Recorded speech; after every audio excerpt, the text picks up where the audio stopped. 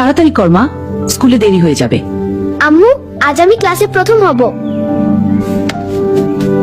পাশের ফ্ল্যাটের ভাড়াটিয়া সোহেল রানা। বাইরে স্বাভাবিক হলো মানুষ মনে হলেও।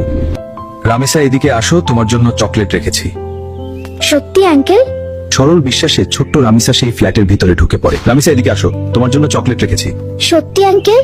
সে জানতো না সামনে অপেক্ষা করছে ভয়ঙ্কর কিছু। রামিসা, মা কোথায় গেলি? এতক্ষণ তো হওয়ার কথা না। দরজার সামনে মেয়ের জুতা দেখে মায়ের বুক হঠাৎ কেঁপে উঠে, তার মনে ভয় ঢুকে যায়। দরজা খুলেন, আমার মেয়েটা ভিতরে আছে। দরজা খুলেন, আমার মেয়েটা ভিতরে আছে। দয়া করে দরজা খুলেন। বাইরে মায়ের চিৎকার শুনে আতঙ্কে কাঁপতে থাকে ঘাতক। তারপর সে নেয় আরো ভয়ঙ্কর সিদ্ধান্ত। দরজা ভাঙেন, নিশ্চয়ই ভিতরে কিছু হয়েছে। এতক্ষণ দরজা খুলছে না কেন? কিছু একটা হয়েছে ভিতরে, এখনই ভাঙো।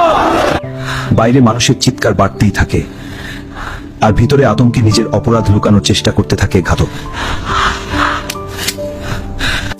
সবাই দরজা ভাঙার চেষ্টা করার আগেই গ্রিল কেটে জানালা দিয়ে পালিয়ে যায় সোহেল রানা।